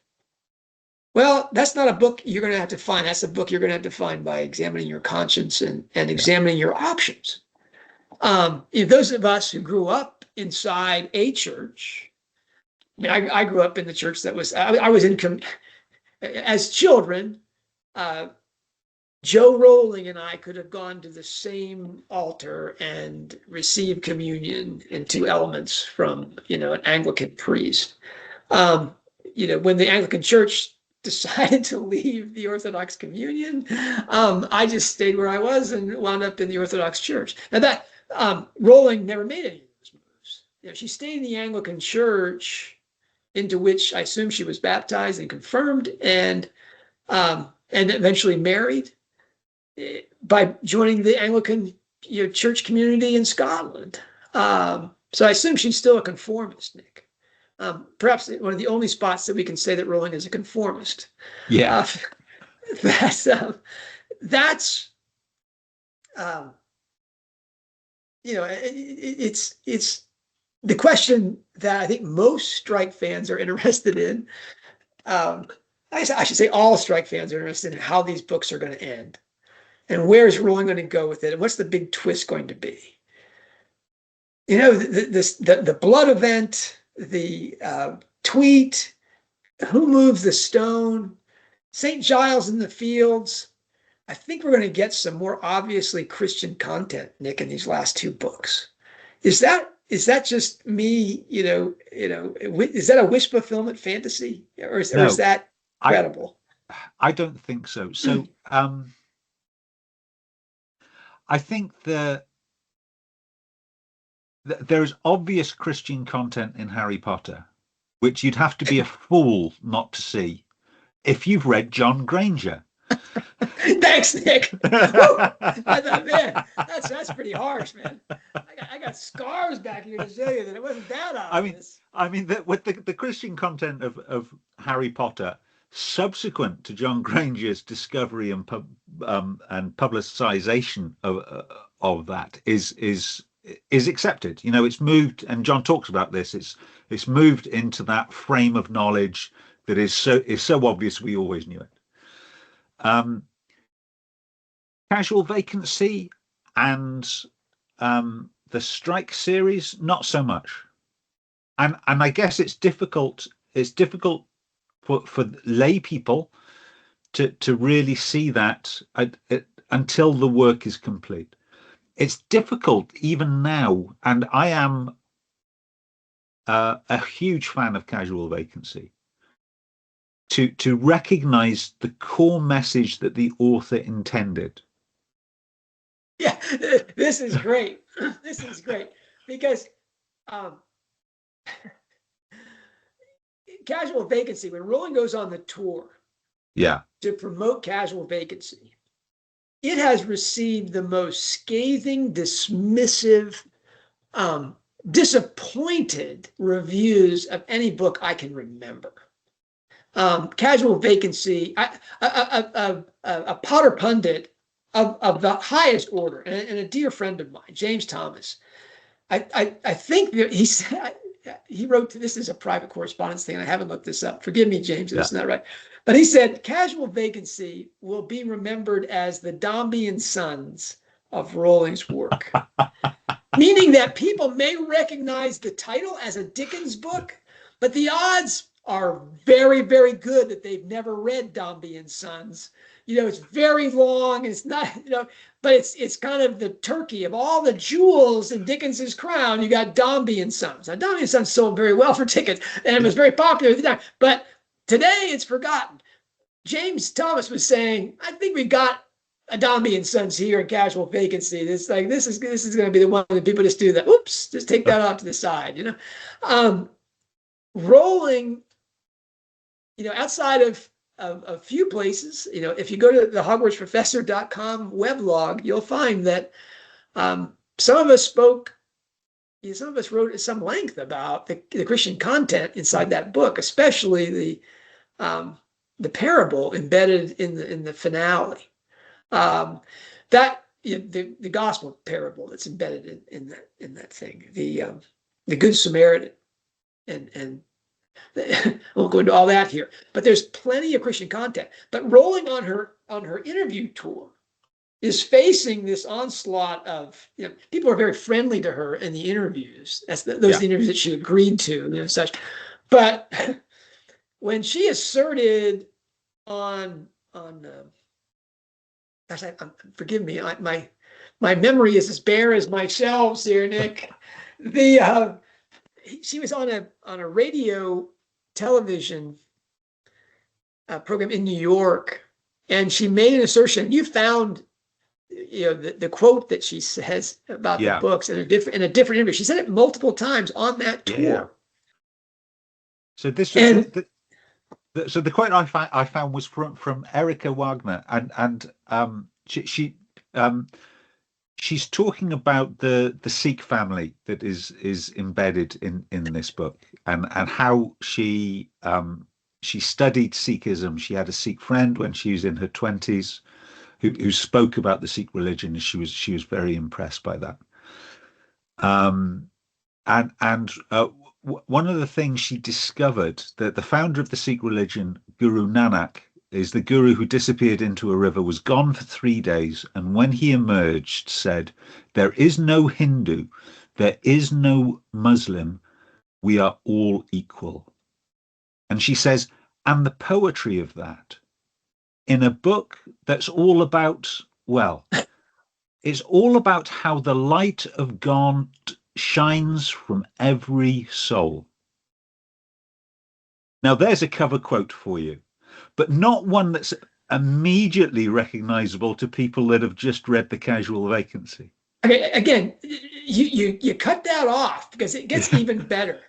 She says, in a book that's all about, it's all about how the light of God shines from every soul, so I had to have a Sikh family. Anyway, this is great. So I know much more about Sikhism than ever appeared in the book, which is often the case. I remember from Harry Potter researching things that gave me a line and a half. But I always knew it worked, and it worked for more reasons than the readers would know. Now, what she's saying there is that she did all this research, and I'm only give her a tiny bit of text from it, but that it had real substance, because she knew it worked, and it worked for more reasons than the readers would know. That would be things like the symbolism involved, and the background on this, the soul triptych, all those things, the alchemy. That's the things that I think are really, like, she only references alchemy, 4 or 5 times by name inside the Harry Potter texts. But it worked, and it worked for more reasons than the readers would know. Yeah. Right. And here she's talking about esoteric, religion, how the light of God shines from every soul. And she did that research, and it, to her mind, it permeates Casual Vacancy. Now, Nick, I don't know about you, but when I put down Casual Vacancy, I didn't say, wow, the light of God shines from every soul. Wow, what a powerful revelation about, the human being being an image of God, and how this radiation. I mean, that book is really about how the light of God is extinguished in every soul, right? I mean, it's how it's dimmed and yet. Well, I think it's a book of that says no matter how corrupted you have become, you still have a potential. That's right. And the Zoolander family, is one of the better parts of that. Yeah. And even it really, this redemptive arcs of all the surviving people in that book. But and you have the ghost of Barry Fairbrother, who is considered, is certainly not Christ-like, but his death and how the ghost of Barry Fairbrother influences the rest of the book shows, again, this influence. Now we're talking about casual vacancy, Nick. This is great. If there's a single key word in Who Moved the Stone, yeah, I think it's vacancy. Yes. I mean, I counted 7, but I suspect there were others that I missed before I started counting. Surely you know someone that's got a digital copy of that book, John, don't you? I have friends, Nick, that have so demeaned themselves that they only work with digital copies. But so how many mentions of vacancy do we have? You spent how long counting 7 times? I just folded down pages, that had, mentions of vacancy on them. Sometimes there are 2 on a page, How many are there, Nick? Sorry, John, I missed that. I was just counting up all of the so 13 times the word vacancy is used, and 9 times the word vacant is used. So for both vacancy and vacant, we have a count of 22 in, that's like what once every 8 or 9 pages. Yeah. And here's the thing, Nick, is as you might get from the title, Who Moved the Stone? Ross Morrison largely pins this thing on the emptiness of the tomb. Consequent to resurrection or the body being stolen. And this, I mean, there's a departure here from capital O orthodoxy here, Nick, in that Morrison, when Pilate says, you have a guard, post the guard, meaning that to the Sanhedrin, use your own people to watch that tomb. I think the more traditional explanation is that when he says you have a guard, means I will supply you with a guard. Yeah. You have asked for a guard, you have a guard, means that I am giving you that guard. And that makes the entire experience different, because Roman soldiers at that tomb, Nick, nothing but a supernatural event explains the disappearance of that body, because those soldiers wouldn't fall asleep, wouldn't be bribed. I mean, their entire life was about not, leaving that post unprotected. Well, that was a death penalty, wasn't it? Sleeping at your post? That seriously, they probably would have killed each other rather than be caught that way, because I doubt it was a pleasant death either. And so, Morrison's acceptance of the fact that these were temple guards, and so that he doesn't make almost any mention of them. No. Even though that is part of the gospel narrative. Anyway, all of this book turns on the emptiness of the tomb, and how that means either that Christ has risen from the dead, or that someone has stolen the body. Now, he largely says it has to be the former rather than the latter, because they would have shown the body. They would have found the body and shown his remains and said, look, this thing is nonsense about a risen Christ. Here he is. There's still that. If you want to remain a skeptic, you can say, no, the body was moved, and the Sanhedrin, the Jewish leaders, couldn't find the thing. So they couldn't do that. And that this was done independently of the apostles, who clearly believe, well, I mean, they saw the man, they saw the risen Christ. So I mean, their evidence isn't on, just on faith that he rose from the dead. They met the man who rose from the dead. Hence their convictions, and they're all proceeding to their deaths and torture, testifying to that event. Morrison he just leans on the emptiness of the tomb being adequate evidence for the event. That's, I don't know, Nick. You're a seeker, if you will, just an earnest man asking questions. What did you make of that part of his art? And then we'll come back to the vacancy thing, because that's. I think I was most impressed by the argument that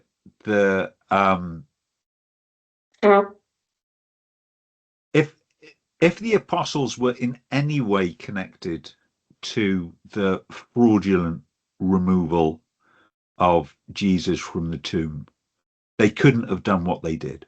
But even more, what they did doesn't just suggest that they believe that he rose from the dead. Is, as you say, they believe they saw him, and they believe that he ascended into heaven, because otherwise, the torments that they went through, not one of them would have said, it's a fair cop. You got me. You got me. Yeah. I think that was most, and I think Morrison also is open that there's a lot we don't know necessarily. The sands of time and what people considered was important to record at the time may not be what a 1930s or a 2020s seeker is most interested in. There are lots of the bits of the story I would like to know more about that we just haven't got that documentary record that we can get. But from what we have got, these are not. It's not like it's so often presented that these are reminiscences handed on orally and written down many years after the event with no actual connection to what happened. Not so much from what they write, but it's the combination of what is in the gospel and what has been left out of the gospel. And Morrison explores this pattern. That it's the pattern of a genuine account. I talk about when I'm searching for something on the internet, and if it's something is out there somewhere, it's a relatively easy search. You know what you're looking for. But if you're looking for something but you don't really know what it is, the trick is you search for the space you think it's likely to occupy. Maybe there, it may not be there, but you know what the space is sort of going to look like. You're looking as much for the absences as you are for the data itself. And that's very much what this appears to be. It doesn't look like independently fabricated, misremembered accounts. It reads like accounts from several different perspectives, honestly recorded. And it's a convincing argument in the book. I'm not saying it's the only possible argument that can be made, but it is a convincing argument. Yeah, I mean, it's as I said, as a believing Christian whose life turns on faith in Christ. I found it not only an edifying read, but a challenging read. As a non-believer, I mean, I in one sense envy you, the position, because it puts you in the thing where you basically you're forced into a decision. Or the decision can be, I'm not going to deal with this. But as a person of integrity, it's tough to read this book and say, so if the gospel narratives are true, and we see, that not only is this important to the people that are involved, but this spreads and transforms the human experience globally. It's another piece. It's another piece in the jigsaw of a seeker. So Ross Douthat, the book we talked about briefly earlier, is a persuasive argument for a skeptic, rationalist, scientifically minded person. Engineer is why it is rational to believe that there is a God. The alcoholics call it a greater power. Why there is necessarily this greater power in the universe. And he makes a rational argument for, okay, if you believe there is a greater power, if you're still with me, it's likely you do, or you'd have thrown this book away before we've got to this part, right? So what are you going to do about it? You can start your own religion. Now, I'd not long read Running Grave, which really is a very good explanation of why, guys, you should not start your own religion. So it makes sense to have a look at, the religions that have been around for some time, but actually, and it's the way he says it is relatively reassuring, and he's a Christian, but he's not pushing, this is the way you have to go. But there is some gap between accepting there is a greater power and joining a religion. Now the religion that I was brought up in, which is Anglicanism, is, as John knows to his fury, quite a broad church, as in even the belief in God can be considered somewhat optional. But you have bishops denying the resurrection of Christ. Yeah. Just saying, Nick. Yeah. Well, yes.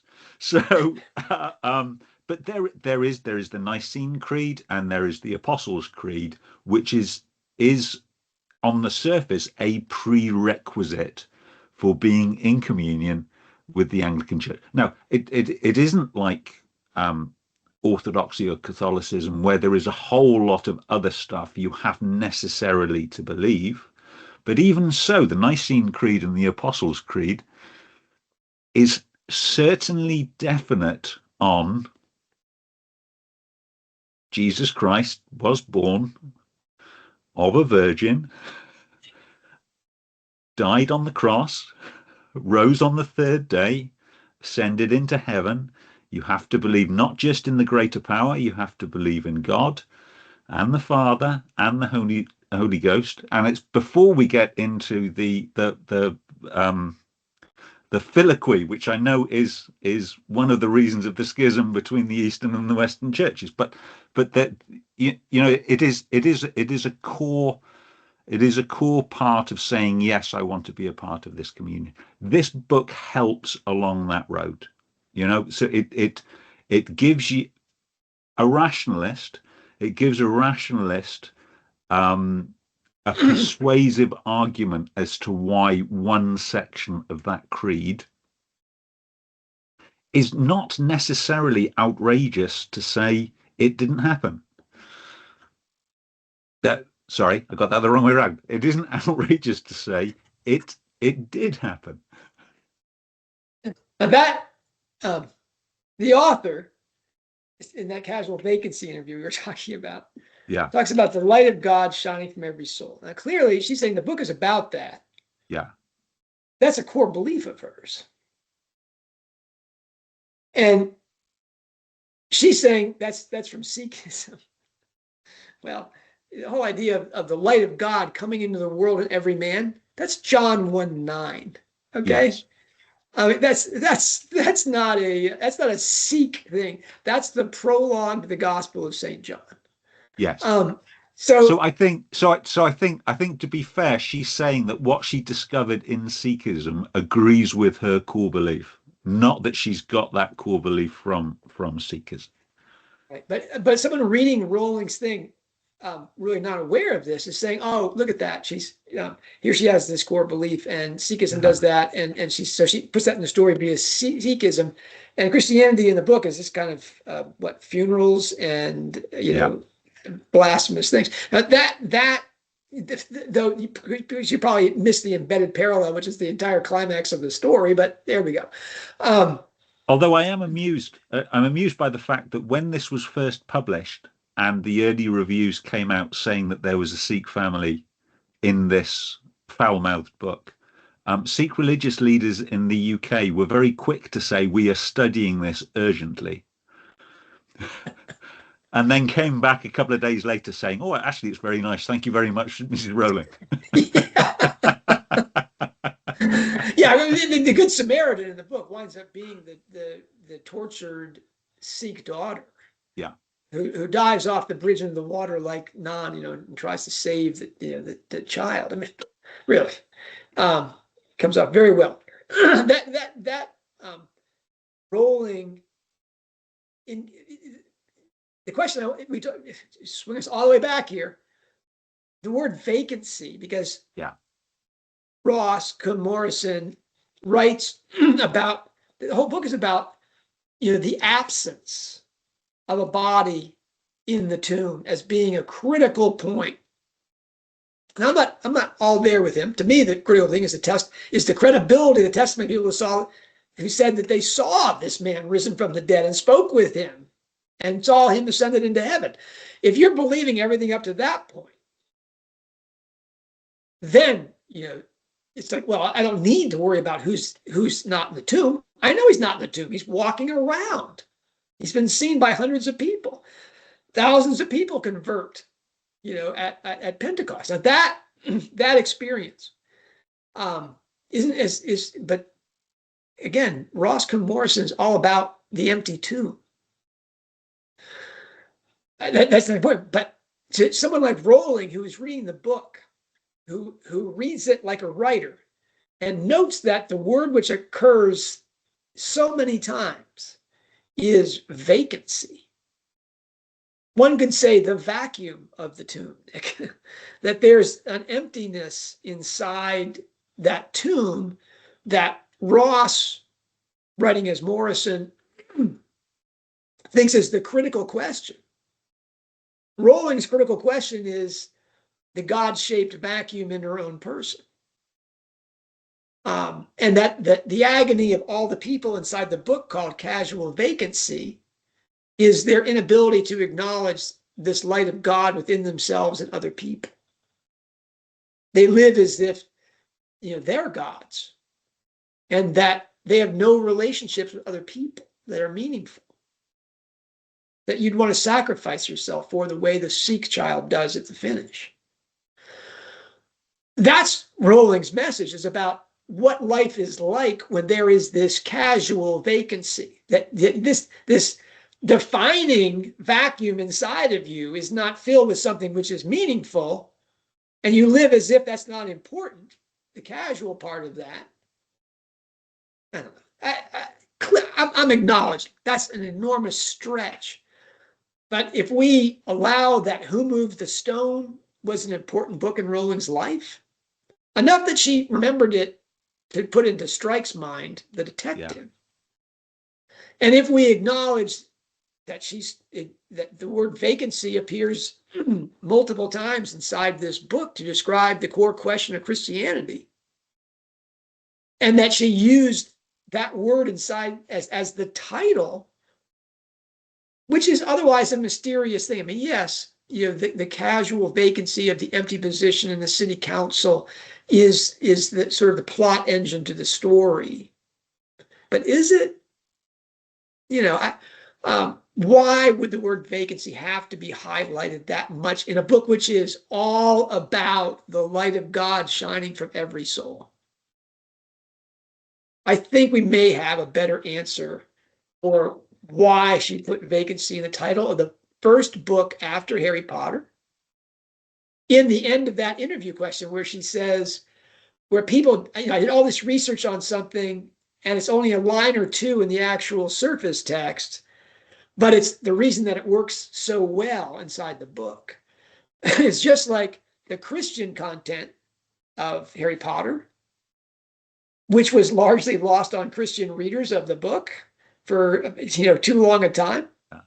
Um, this book has its power because we're leading towards that. The Strike too has this vacancy in him that he's recognizing in the love that he has and feels for Robin Ellicott.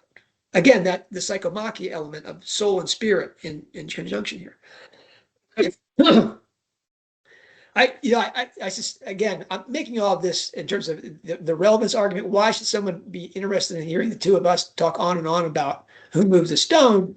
Is because I think this may be what could be a more surprising ending than Strike acknowledging a spiritual dimension. Remember, he's team rational for Troubled Blood. All this occult stuff is ooey gooey. It's basically for morons. Not even an opiate. It's just for people that just don't think at all.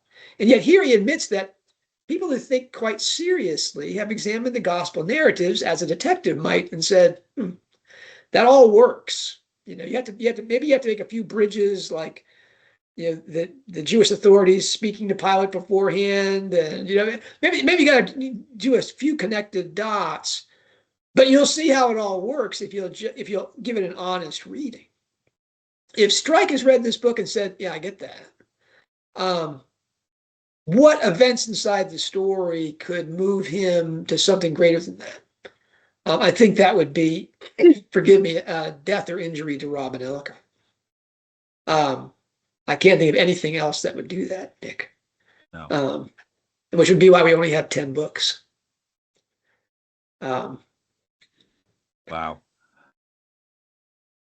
Yeah. All right. So we buried that at the very finish, Nick, that I was saying that. For you guys who have made it through, that's the bombshell. That's the bombshell. Doesn't look good for Robin in this book series. We'll put what more could happen to her other than death? I mean, happily ever after, John. We all want a Disney ending. Okay. Here's my question, Nick. We're talking about what could move Strike to become a conformist, in terms of religion. This, or even a non-conformist, but still a believer. Here's my thing is, Strike and Ellicott have had encounters with the occult through the True Book of Talbot and Troubled Blood. They've been in churches off and on, both of them independently and separately. In the United States, Nick, if you're in a working relationship with someone for 7 or 8 years, and how many years have they been together now? Is it 6, 5, 6? So, yeah, something like that. And they've gone through incredible traumas together. Divorce, death of a former lover. I mean, they've been through multiple crises together. They're best mates, and they've never had a conversation about their experience with church, or how they were raised, what their current beliefs are, what their practices are, what they think of believers, what they don't. In the United States, that's just not credible, Nick. That you could have a relationship of that depth and not know exactly where a person stands with respect to God, and the means of worshiping Him, or as Jonathan Way says, them.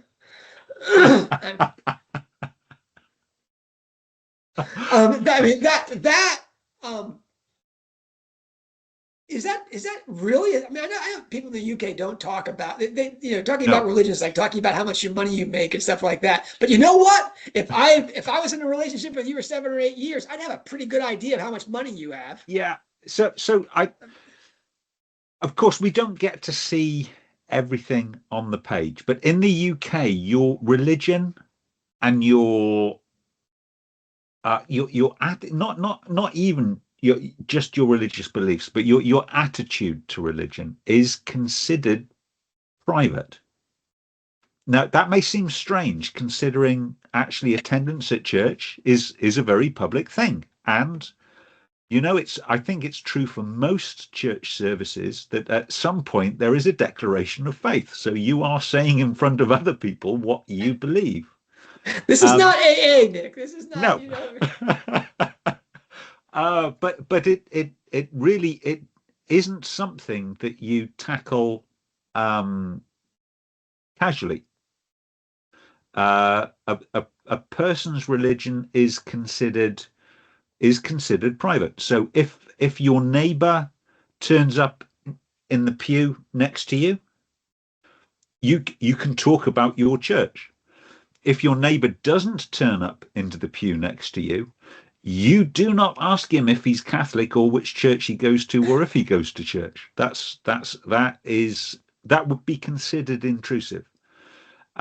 So I can believe that two people like Robin and Strike that have been together for this length of time and do muse on topics might have mused about faith and belief and their experiences in childhood with religion. That's not beyond the bounds of possibility once they've become that close, but it would still be considered private information. So that's not the kind of thing they would have in a group setting.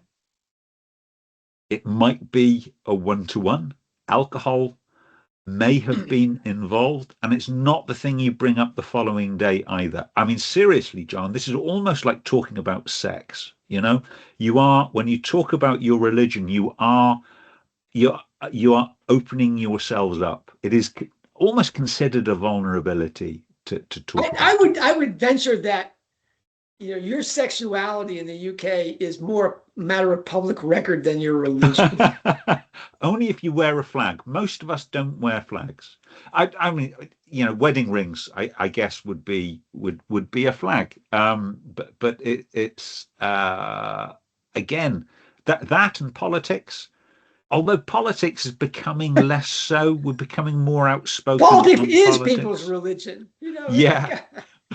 I mean. But it's still considered private information. It's not what we would call dinner table conversation. And then again, the true gap greater than the Atlantic Ocean separating the United Kingdom from the United. I mean, we were founded by religious separatists, and so religion is kind of the defining bit of business here. We are going to talk about religion. God damn it, John. That's right. That's right. Well, the whole idea of talking about you have a state church. You're talking about conformists and nonconformists, not to mention the people that aren't even on the page. I mean, your nonconformists are some of the most ardent believers going. I mean, they may actually pray in the street in the United Kingdom and get arrested for it, even though they're praying silently, because that to me is the ultimate scale is the madness currently in your country. But that's okay. That's reassuring to me, because in another respect, I mean, Orson Scott Card says that the only thing fantastic about fantasy fiction and science fiction as well, in his mind, is that as a rule, there are no religions inside those things. And he said there's not a culture in the world, even imaginable, that doesn't have explanations for why things are the way they are, what it means to be human. And Orson Scott Card, like him or don't like him, he's right that what's not credible is that people will pretend that there's a way of living your life outside of these larger explanations. It's bizarre to me that we've gone this far. I mean, how many pages are we deep into the Strike series now? I mean, we're talking thousands of pages, right? And there's really been very little mention of that. There's again we've had Troubled Blood, which is still the best thing Rowling has written, and in it you get most of that. But how we've gotten to this point where even in the UHC book, really, I mean, Running Grave is all about religion, and they don't talk about religion. No, it strains belief.